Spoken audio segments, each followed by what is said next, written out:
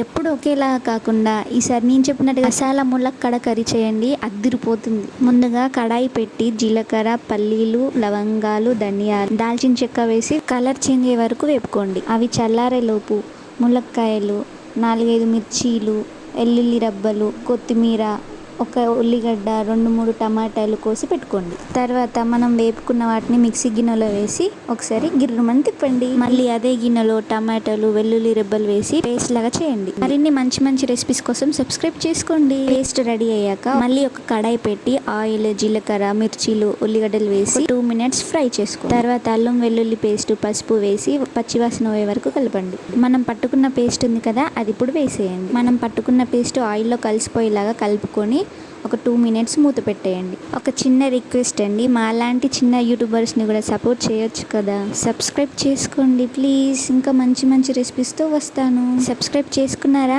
Okay, thank you. ఒక 2 minutes తర్వాత మూత తీసి చూస్తే ఆయిల్ పైకి తేలి ఉంటుంది. ఇప్పుడు కారము, ఉప్పు వేసి కలుపుకోండి. తర్వాత గరం మసాలా, ధనియాల పొడి వేసి మళ్ళీ ఒకసారి కలుపుకోండి. మంచిగా కలుపుకున్నాక ఇప్పుడు వాటర్ పోసేసి ఒక 2 మినిట్స్ ఉండనివ్వండి. 2 మినిట్స్ తర్వాత మనం కోసి పెట్టుకున్న ములక్కాడలు ఉన్నాయి కదా, అవి అందులో వేసి మళ్ళీ ఒకసారి కలపండి. ఇప్పుడు ఒక 5 to 10 మినిట్స్ మూత పెట్టేసి ఉంచండి. మధ్య మధ్యలో కలుపుకోండి, లేకపోతే మసాలా అనేది మాడిపోతుంది. 10 మినిట్స్ తర్వాత మూత తీస్తే ఆయిల్ పైకి తేలి ఉంటుంది. ఇప్పుడు కాస్త కొత్తిమీర వేసి మళ్ళీ ఒకసారి కలుపుకోండి. ఒకసారి కర్రీ టెక్స్చర్ చూడండి, ఎంత గ్రేవీగా, ఎంత కలర్ఫుల్గా ఉందో. ఈ కర్రీ రైస్లోకి కానీ చపాతీలోకి కానీ అద్దిరిపోతుంది అంతే.